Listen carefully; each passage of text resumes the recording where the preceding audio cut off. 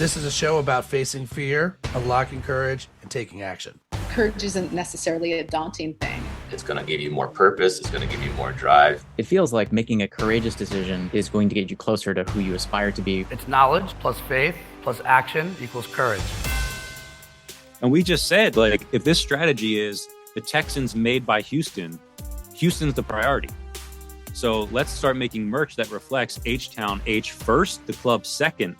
And we couldn't keep the stuff in stock.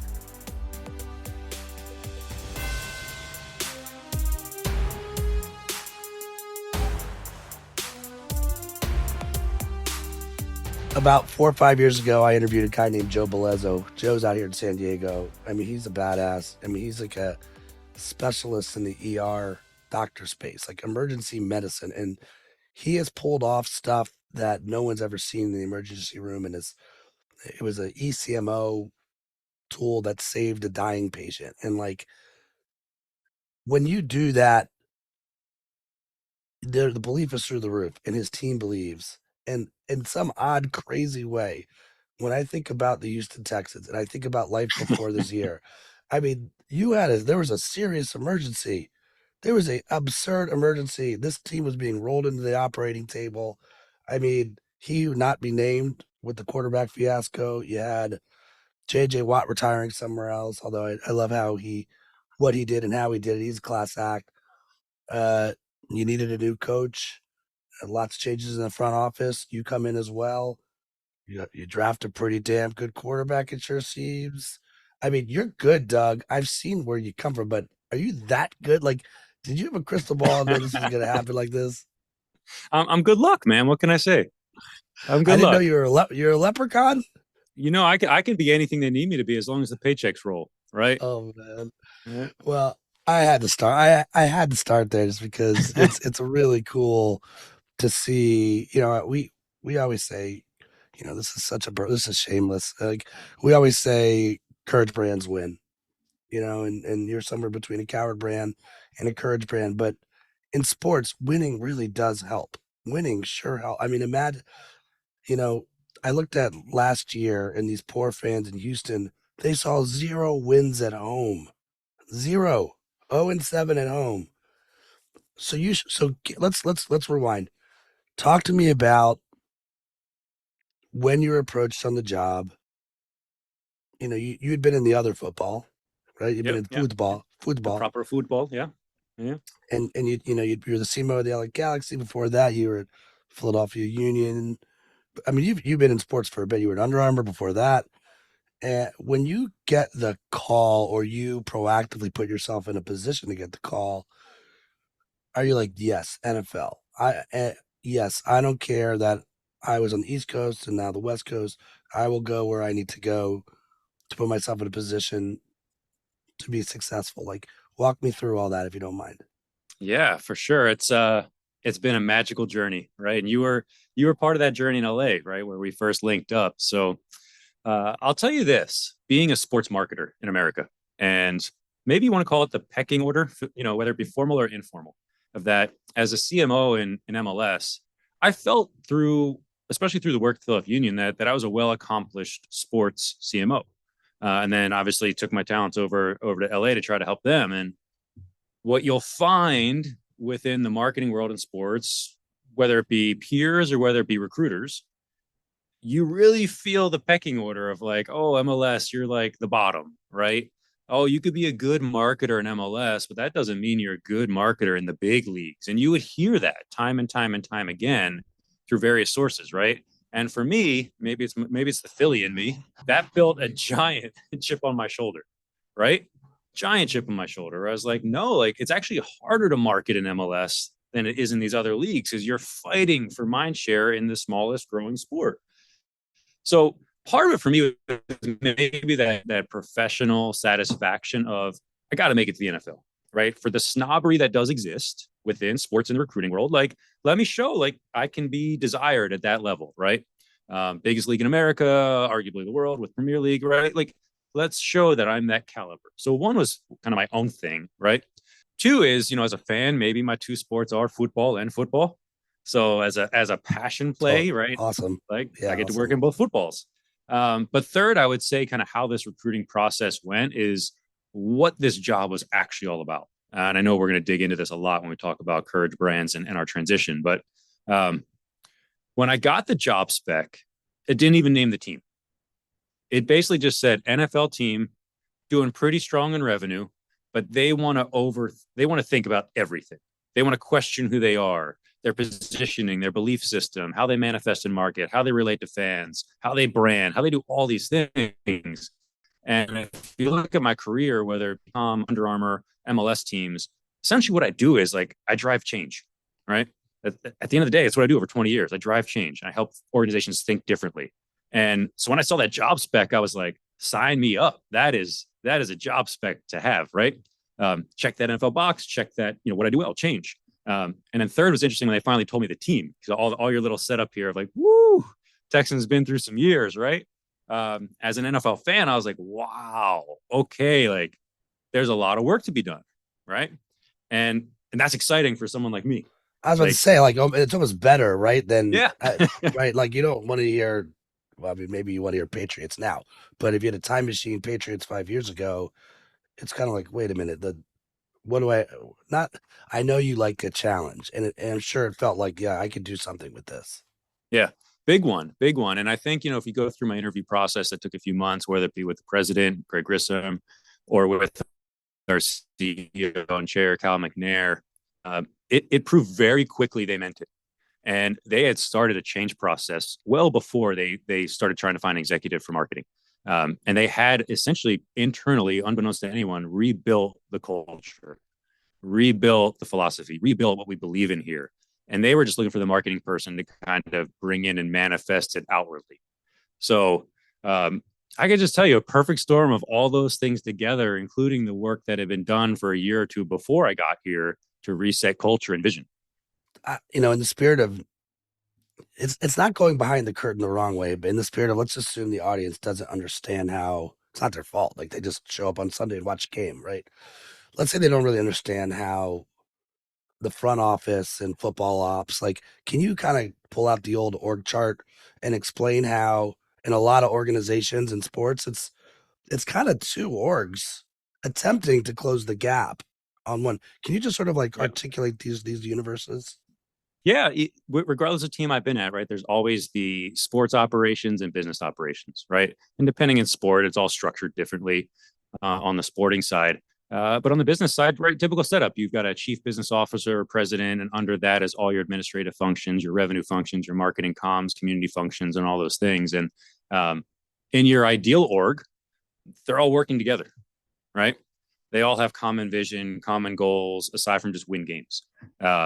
And they buy into culture, and there's not a separate football culture and business culture. And I think it's rare to find that. I think I found that here. I think the work that the organization has done and what the leaders have done, and then all the change you're noting between Nick Caserio, bringing in head coach D'Amico Ryans and all these players, you just talk about massive transformation on football operations and business operations all at the same time.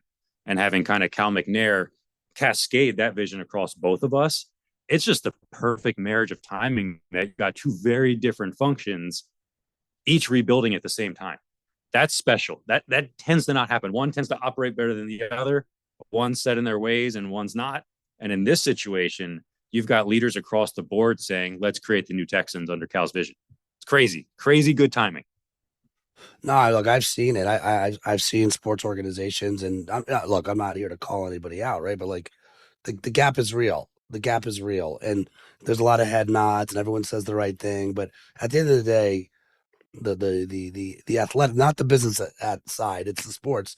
That's like at the end of the day, we're the ones that are calling the shots, and so it's really cool to hear. Here, there's consistency. Everything we've learned about brand, by the way, right? There's alignment, there's consistency, there's culture, and you should know, and the universe should know too. It's Tuesday, November 14th. Like I told my team, no, this has to go this week. This is going this week. This story is too good, and we're gonna go live this week with this particular story.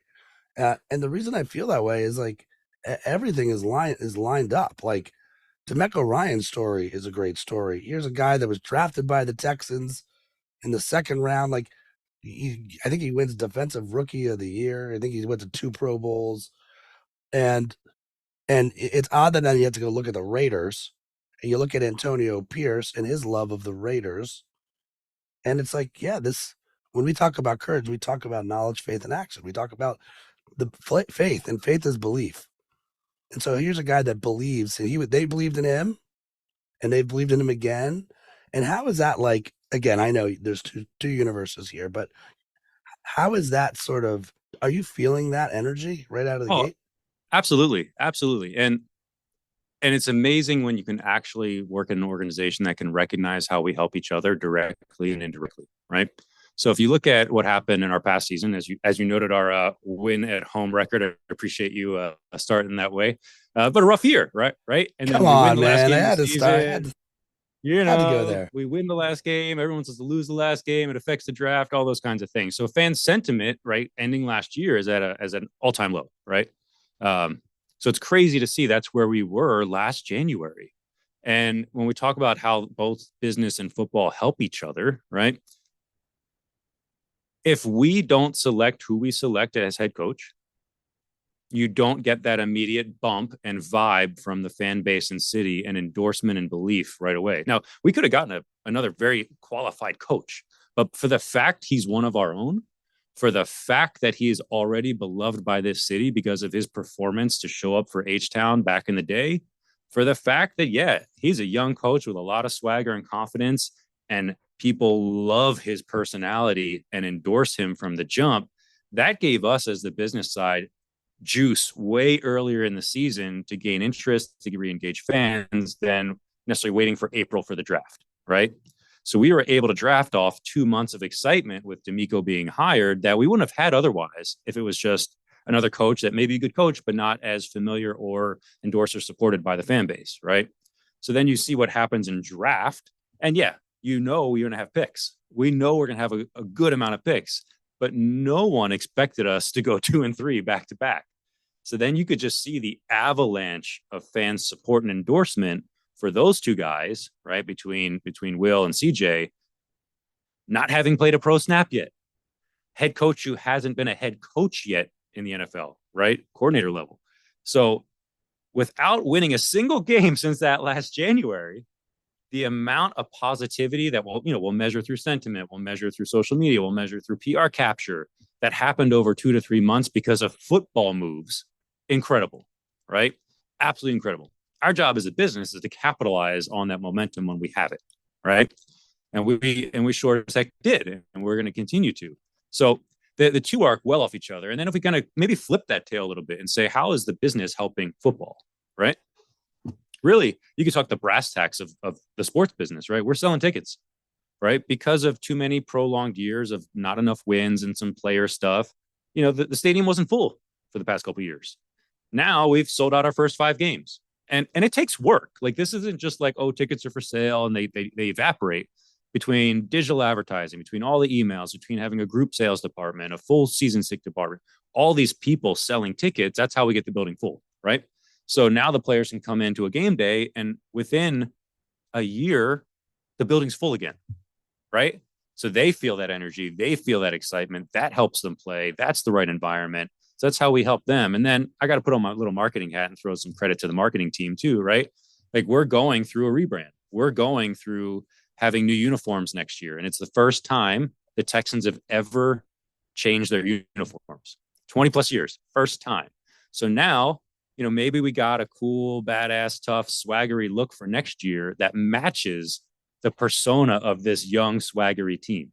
So we were fortunate enough that we got to involve head coach D'Amico Ryans and Nick Caserio, a handful of our players, a lot of our legends in the co-creation process on the uniforms. So they even kind of know what's coming, so they can get that little extra bit of swagger when they dress up on Sunday, right? So to me, it's been an amazing project of how all this is working together and in the right way. I'm curious, you started when? Like, how was it? It was before draft. When did you get going? May of 22, so right after the 22 draft. Okay, so you show up, and what was like the most important first step for you? Like, and by the way, let me just sort of give you an opportunity here to say, look, you go through your career, you get a lot right, you get a lot wrong. It's messy. It's all an experiment. Like, I'm curious if you take all that and you bring it together, you kind of have like your own playbook of like, I have got to do one, two, three if I'm going to be successful. And so May isn't that long ago. So I'm curious, when you come in, what did you absolutely know you wanted to make sure you got right? It's funny you mentioned the playbook thing, because that's how I tend to think about these opportunities now. And that when you look at the sporting side of any organization, they expect a new coach and new GM to come in with a playbook, right? Here's how we're going to build the sporting side. Here's the personnel I need. Here's 10 people from my last stops where I'm going to bring them over. On the business side, it's usually slow and methodical, right? Uh, and to be honest, maybe because it's my third stop in sports, maybe it's my fourth, that I'm just like, no, like I know how to do this, right? The experiments of the past 7, 8 years have led me to a point where it's like, no, I know how to get this done and get this done in a quarter of the time that it took in Philly, right?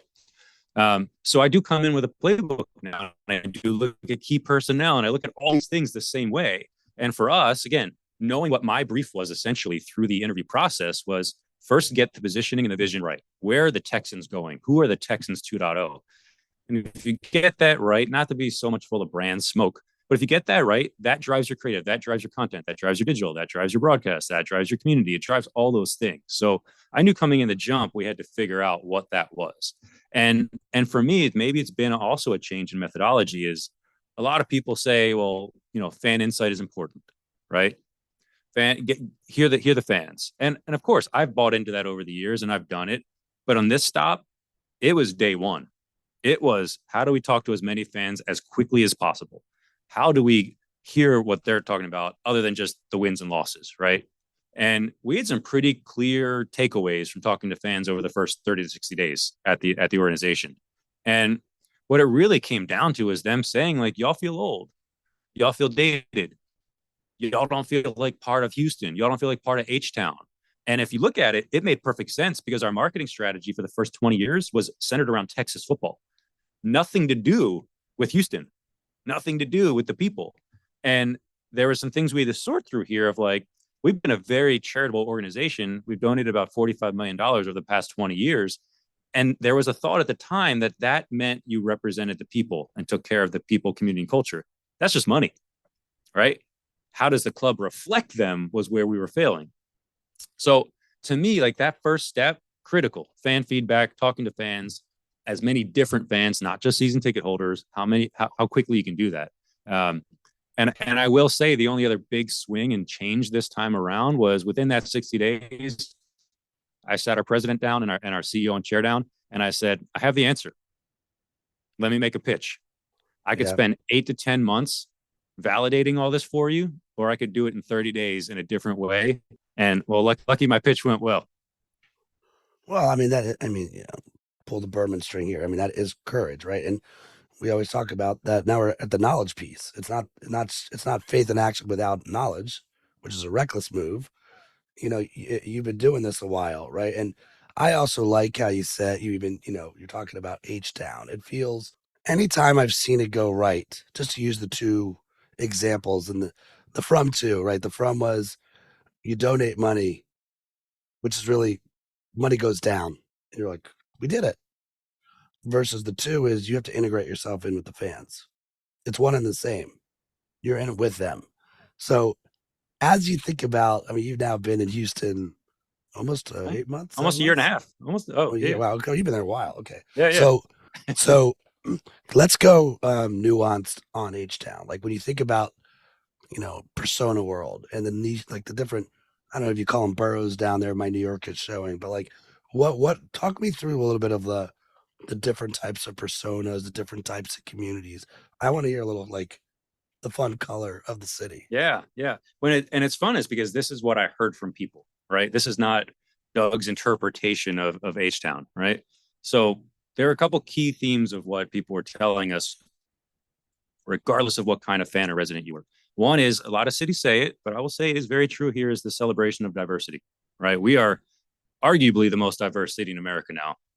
I'll challenge LA. I'll challenge New York any day, right? And it is celebrated here like no other. You just feel it from the people. You can just feel the appreciation for it.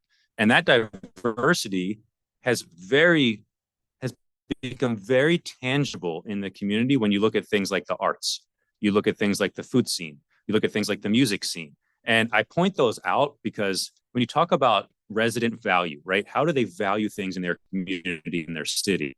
It's a fascinating place. I'll give you a few examples. And let's talk about culinary, right? Um, Someone in H-Town will value a backyard barbecue just as highly as a Michelin star restaurant. It's the same value, even though they're very different foods and experiences. It's just as important and valued. If we look at car culture, so for all you LA guys, I'll have some fun and say our drop cars are way cooler. They're called slabs. Slab is slow, loud, and banging. It's a 60s and 70s car traditionally that's dropped. It's got big spokes on it, custom trunks, just really cool candy paint, all that stuff. In H-Town, someone will value a slab in the same light they'll value a lifted pickup truck. Very different things, right? But just as equally valued. And that's another diversity show of how people can really appreciate the two. Use the music scene, same thing of like, man, H-Town's got some music. We got Bun B, we got Paul Wall, we got Slim Thug, we got others, right? That's that slow, loud, and banging. That's that chopped and screwed sound. Like, y'all know it. We're similar age. We know it. That stuff was coming on in the 90s where we were living, right? Someone will value that the same way they'll value Parker McCollum country music in the same experience. They're equally as important. So for me, it's been a beautiful journey of how fans can articulate the diversity of the city and how they can actually point to cultural things that show their appreciation of very different things. And I think the last kind of unlocked magic thing that we learned through the fans and hearing it is kind of call it the sentiment or swagger or tone of the people of the city, right? Happened to be born in Philadelphia, so I'm more than familiar with the aggressive, loud Philadelphia, right? In H-Town, they tend to talk about it, the people, the community in two different ways, right? One is there's a little bit of chip on the shoulder because you're sitting in between Dallas, the LA of Texas, a lot of people will say it, and then Austin, the creative capital of Texas, if not the United States. So then you got Houston in between that pulls from both of those vibes. We got creative culture, we got the high end stuff all in one diverse city. So, but Houston tends not to be in that conversation, right? So there's this good chip on the shoulder of like, we in Austin, we're not Dallas, we're better. That's interesting psychology, right? And then two is if you look at maybe the hardship side of things, there's been a lot of natural disasters that have happened here, right? Floods, winter storms, all these things. And this by no means, again, not my words, fans' words, show a really different mentality about this community and that they'll look at themselves and then they'll look at New Orleans, right? 2 hurricanes. Hurricane hits New Orleans, and what happens? A lot of people from New Orleans come to Houston, right, to escape. Right, actually, right next door to us in the Dome is where they stayed, right? And you've seen tens or hundreds of thousands of New Orleans residents stay in Houston now, right? So Houston helped when tragedy struck New Orleans. When tragedy struck here with the storms and the hurricanes, what happened? Houstonians will tell you, we got this. We don't need outside help. We're good. We hunker down. Yeah. My people will come together. And that's also led to a really interesting psychology here of community in a different way, right? So I'm kind of just recapping for you like really cool stories over 30 days of talking to fans. That explains why the value of a Michelin star and a backyard barbecue are the same. Plus, I'm sure that backyard barbecue, whatever you put on the grill, was started 24 hours in advance, and someone was up at.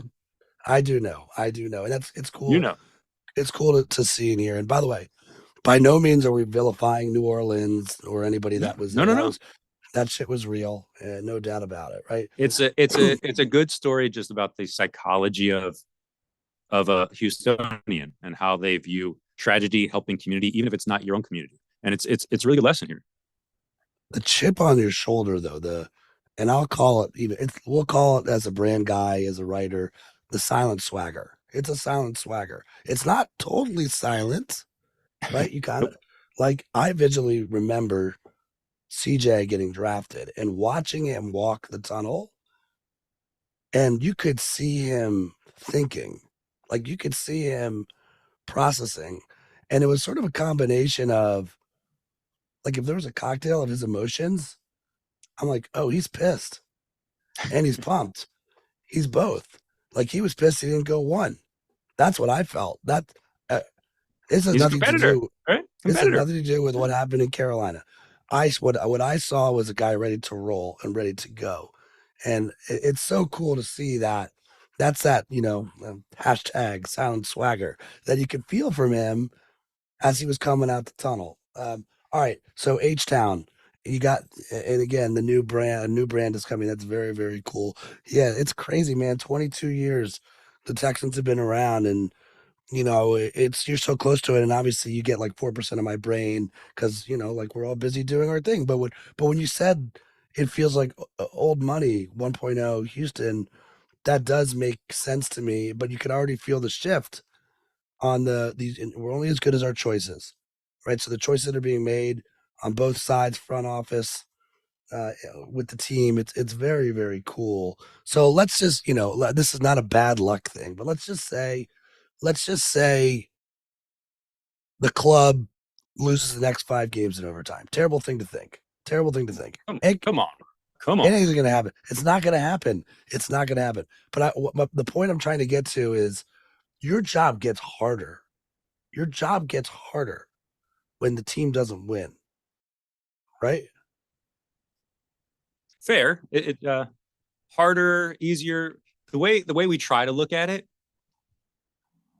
the business, the marketing, whatever it may be, right? You're not gonna take a long-term losing product and make it be perceived to be all the way up here, right? Right. No different than the opposite effect. I've always viewed it, and maybe it's my first team job and our president, how he viewed it, and I really bought into it. It's like your job is just amplify the next level. If the team's here, get us here. If the team's here, get us here. If the team's here, get us here. And that's your job through the business function, is to always elevate its current status. But you realize you're never going to do a pendulum swing on it. So for me, yeah, the job does get easier or harder depending on wins and losses, because at the end of the day, let's make fun of my past, selling cell phones and selling cleats. Like, we're dealing with an emotional product, right? Versus, oh, I got a new shoe or I got a new phone. So absolutely, the job is easier when the team wins. It doesn't fix everything, which is what people also assume is like, oh, winning fixes all. You can see a lot of winning teams that don't have sold out buildings. You can have a lot of winning teams that aren't top in merch sales. A lot of winning teams, right, that haven't commercialized their business. A lot of winning teams where they're not the heart of the city. That's the business. Yeah, but I can see, I'm trying to like put myself in your shoes. I'm like, you show up, fire hose begins. You do, I know how important business intelligence is to you.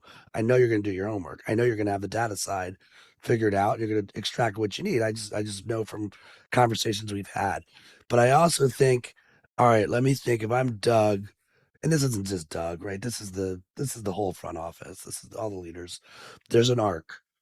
There's a 3-act play. Sorry to steal from LA, right? But like, this is a 3-act play. Act 1 is learn as fast as possible. You've made changes, get the positioning right, get the vision right. Act 2, hey, maybe we have a good year. We surprise some people. We certainly win more than 0 games at home, right? Which you Keep have going done. back to that. But no, man. Okay, look, I want to make sure, in the spirit of love, all right, in the spirit of love, you guys are 72 points away already from scoring as many points as you scored last year, and you've got 9 games to go. It's working. I'm not even here to be like, if Demeco's, if he's listening, he's not a defensive coach. He's a coach, flat out, full stop. All right. So whatever brand, there's my cap tip and a little love. But I could see from your point of view, like, okay, clear progress in year 1. Year 2, you come out with new H Town swag, right? You light the city on fire. It's so perfect. Like, again, I'm gushing because I know you, and what the world doesn't know is like your love of music. They don't know. They don't know that you play. So you talk about diversity. It's not just diversity. It's also diversity, like sport, culture, music, food, fashion, and it sounds like all that's. I mean, it's like the perfect opportunity for you. So year 2, you launch the swag.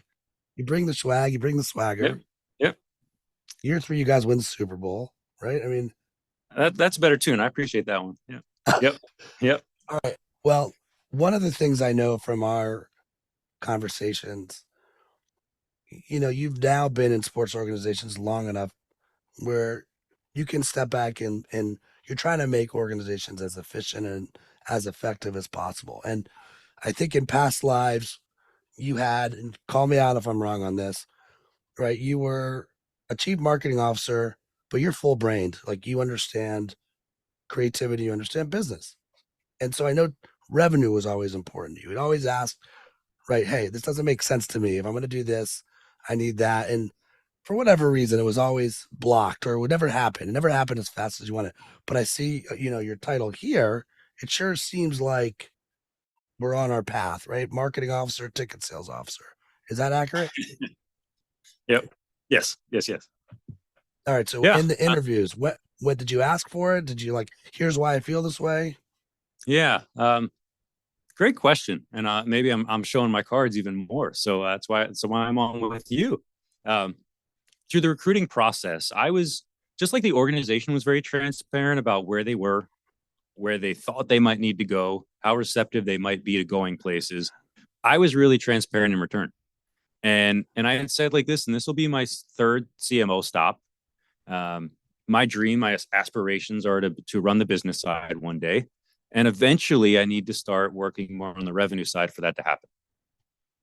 So hey, Houston Texans, like I'm so excited by this project as a marketer, but within 2 or so years, there has to be an opportunity to grow. Otherwise, hey, I did my job, handshake, and on to the next club, right? And the organization was in full support. It's hey, just like your job is to come here and rebuild this brand and to catch this city on fire again. Our job to you is to help develop you. Great handshake agreement, right? And I got really lucky. I got really fortunate. We had an excellent ticketing sales executive who had been here since inception, and he retired over the summer.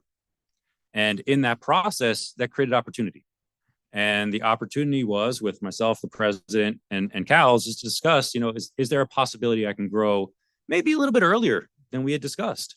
And whether it be the body of work already or the body of work coming for next April, they said, you've over delivered what we asked you to do. So we owe you this opportunity as part of our handshake agreement to develop you and to build your career. So again, amazing things from what you saw in a job spec of what this organization was trying to do and how, whether it be big picture for the fans, the city, the team, or whether it just be my own little personal world, how they're delivering on that. So yeah, over a couple of months, I've been given the opportunity to also join the ticket sales department. And that's been a really fun ride too, to kind of lead change, but in a very different way. Leading change in marketing, leading change in ticketing is very different. So it's been an awesome couple of months, and this is just an organization, man. You can feel my love for it, just how they're looking at me the same way I'm looking at them. I mean, look, all we want, right, is to be seen and valued. Yeah. And you add that equation up, there's trust. And in the spirit of the football fans that are listening to this conversation, and by no means is the metaphor perfect, because I don't see you as a 7th round pick, but when you have like a 7th round pick on special teams, right, who's doing their job over and over again, and is also a middle linebacker, you next thing you know, you have to have the courage to make that person a middle linebacker. And again, I love that you've asked for it. And I honestly think the lesson of the pod is, one, always be yourself, never play politics, right? Like if you're going to ever see if you have a long game with a company, just be yourself, because if it works, there'll be more opportunities and then you can just stay yourself. I see people all the time think they have to play this game. They play the game and then they wonder why they've hit a ceiling versus just keeping it transparent and keeping it real, which means you need to know yourself. So that's cool too. Awesome to see the other side of it. Like that you've had the courage to be like, hey, there's pill A or pill B, right? Like, do we want to do this over 9 months, or here's my take. I've seen enough of this now where let's try this at least. And they're like, yeah, let's go. Speed does still matter. Yeah. All right. Yeah. Yeah. I was going to say to that point, let's break down the sports world. I'm going on a tangent for you real quick, right? Because when you sign on and the culture has been reset and there's giant words on the wall that says fearlessly evolve, right? Challenge everything. Hey, Doug, we got a 50-page culture book. Just remember those two things, right? You kind of feel the liberty going swinging, right? So when we take a step back and say, like, any sport that wants to make it crystal clear to the fan base in the city that we are new and different, there's not that many levers we have. If you really think about the business, one is on the player side, the superstar effect, right? You get a bunch of superstars in, it changes perception immediately, right? We won't call out certain players, but you've seen superstars go to other teams and they don't perform. And then all that gamble they thought was going to be upside equity is gone, right? So it's not a given, it's a gamble, right? Or we can say our model is we believe in young players with a ton of upside, right? But that's a while to build all the way up. CJ's obviously getting it done real fast so far. But you go in thinking we're building, right? It's going to take a while. Two is you win championships. You win a championship, changes perception. All your fair weather friends, all your casual fans, everyone gets on board, right? That's a lever, but it's a gamble every year. Even to your point, we won 0 games at home last year. It's always the goal. Always the goal is to win a championship, no matter what team what sport, what team, right? Championship effect changes every third, and maybe it's from our time in LA together. Like, you build a new stadium, perception has changed overnight. Remember the Rams at the Coliseum and how empty that building was? They rebrand, they relaunch, they build SoFi, and it's the place to be, right? So you have 3 massive levers that are true to any sport. Those all take time, 3, 5, 10 years, right, in a rebuild. The fourth is where the marketing people come in and they go, if you show up different on court, if you look different on the field, if you look different in the community and you do it in a big way, that's your last lever. And this organization said, we're going to pull all 4 over the next 5 to 10, but we can pull this uniform thing now, pull it. And that's fascinating, right? For an organization that hadn't changed in 20 years, backing up Fiercely Evolve, backing up Challenge Everything, and with the support of the CEO and chair all the way through, pull that lever. And that's how we end up in this place. Like, if you think about it, rebrands, new uniforms typically take 3+ years between the brand work, between all the Nike, Adidas, whatever process. We're doing it in a year and a half. And that's because, honestly, we went in with a fast plan, clear insights, clear vision, and on it, we got the NFL and Nike so excited about what we were doing. They're like, how do we move mountains to get done faster? So for me, like, I'm going a bit of a tangent here, but when you talk about change and talk about sports, we're all working with those same 4 variables when you need massive change, when you need that bat signal that a fan can go, oh, Texans, you're new, no doubt in my mind. So really cool to be at an organization where you can look 5 to 10 years out and say all 4 levers pulled. And what we do now, no hesitation. Pull it, go. Uniforms in 2024. I'm 1,500 miles-ish from Houston, but I can feel it from here. It is a little like a tectonic shift. And I think tectonic sounds galactic, but like, let's not forget, these are like slow planks that are moving slowly, and then boom, all of a sudden the earth shakes. And I guess I got to ask the question, merch must be up though. Merch must be through. Like, where are we I know we're changing, but give me the merch update. Where are we in the top 5, top 3? We can't go NFL rankings, but I'll just give you some of our own data, right? On a typical game now, we're up 30-40% every game. When you look at your comp, you look at 12 historicals. But you saw it at draft. We doubled our draft day merch sales. Training camp, tripled our training camp sales. Now 30-40% every single game. And yes, because CJ has been playing his mind out, we can't keep the jerseys in stock. I bought every blank I could find from Nike to make them here. Like, we're cranking through. So yeah, you're seeing the immediate dividend on the merch, but I actually will go back, if I can, like, go back 1 additional year. Go back the first season here. We were beating year-over-year comps that year. To your point, we didn't win at home. Typically, that doesn't happen, right? You lose every game, fans buy less, right? It's just how it is. But even going back to the 2022 season, we started launching, call it lifestyle merch. We started selling merch with an H, an H-Town, and the bullhead was tiny. be on a little sleeve somewhere on a jock tag instead of typical sports, like giant logo. And we just said, like, if this strategy is the Texans made by Houston, Houston's the priority. So let's start making merch that reflects H-Town H first, the club second. And we couldn't keep the stuff in stock. Every single game, shirts, hoodies, tee, hats, every single color imaginable. So we actually started that avalanche last year and carried into this year. And now we got a lot of buzz going behind it as well. And then obviously uniforms and everything new next year. So it's a great 3-year run at a very tangible, quantifiable thing of merch sales do show fan interest. Well, what a fun ride, man. I'm happy to know someone who's in it and on it and in the rocket ship. And look, I I don't know the defense. I'll acknowledge that. I know the coach is known for that, but let's also give some love to the receiving core.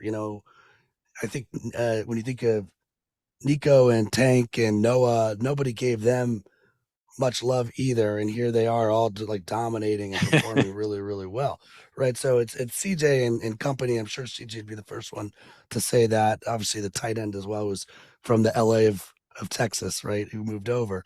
So it's cool to watch, man, and keep it going. Thanks so much for coming on the show. Kind of take us home. Is there like a last thought you want to leave the listener? Now I'll say this as sort of a setup as you're thinking about it. When I think about our usual guests, I think there's sort of three that we get. I think one, we get that proactive leader, often an entrepreneur.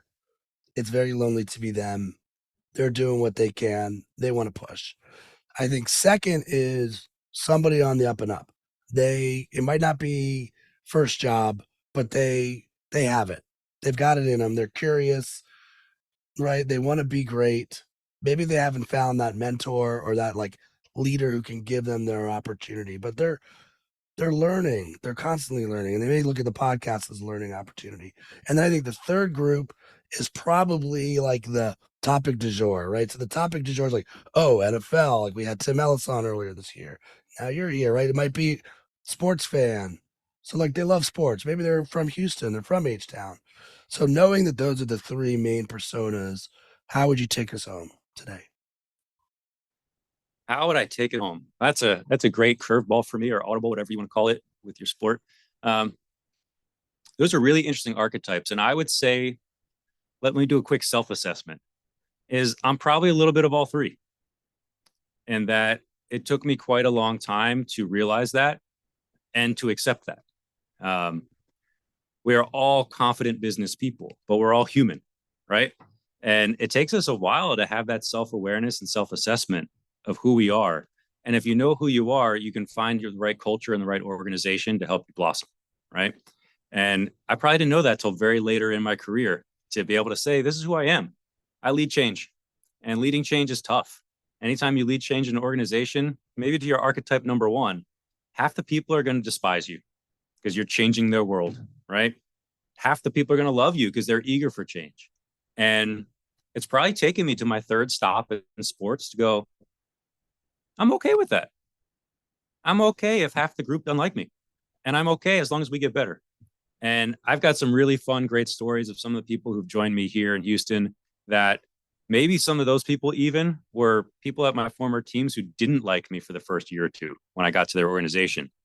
And when we had opportunity here, they were one of the first phone calls to be like, Doug, I can't wait to work with you again. I'm excited. And if you marry those people who've been through the system with a lot of the stars we already had here, you end up building an awesome employee culture of a lot of diverse thought, a lot of different expertise. And although maybe not everyone's three archetypes, everyone's one of them. So to me, it's really interesting people science as I get older and I can be more self-reflective of who I am and who's my crew, right? And who are the staff and what are all our strengths and weaknesses? So great question to wrap. And as a mid 40-year-old, I don't know, I'm in my head a lot and I think a lot about who I am and where I'm going. So I'm going to start using your three as my next one to noodle on. Well, I see myself in the same camp. I think I'm all three as well. And it's funny, the more we work with different cultures, pull the Ryan Berman string, I'll say the sole goal of leadership is believership. And when it comes to believership, you're even making believers or fake believers, right? And fake believers, they don't walk around the office with a t-shirt that says fake believer. They just nod and smile and collect a paycheck, and then you walk away and they roll their eyes. And usually the believers that you make early, it's like 20%, and you got 80%. Maybe they're not a fake believer, but they're kind of just waiting to see what happens. And so I'm not surprised to hear there was a few people. Now they know the playbook. We're back to that. They know how you operate. They know you're not going to lose a lot of time and be like, this is who I am. This is me. Not that you're not evolving, right? You're constantly assessing who you are. And I think that's great advice and great feedback for anybody that's listening. And if you feel like, ask yourself, if you really feel in your heart that you're a fake believer where you are right now, why? Why? And as you look at the next opportunity that you go to, what do you need to know before you say yes? Because I think what do we learn in marketing? Design a life, pick a lane, stop trying to be all things to all people. And usually good things will happen if you're unapologetic about that. You don't have to be a jerk. You don't have to be an asshole, but like pick a lane and go. And it's so cool to see. And I'm like, obviously this is just this whole hour was like, I just want to come to a game for free, Doug. I mean, that's really what this Come is on all already. about. All right, man. Let's I'm go. in. Come on. I want to go to a barbecue. I want to see a game. I want to. You got to ride in a slab. You got to ride in a slab, baby. Yep. Let's go see some music. It's on. And now I'm going to make you hand out courageous T-shirts that say believer and fake believer, and see which ones you hand out to who. So I'm going to hold you to that when you come. Yeah. All right. This concludes the Courageous Podcast. Doug, you're the man. Thanks for coming on. Thanks for tuning in to this episode of the Courageous Podcast. If you enjoy the show, don't forget to rate and review us on Apple Podcasts so more people can find us. See you again next week.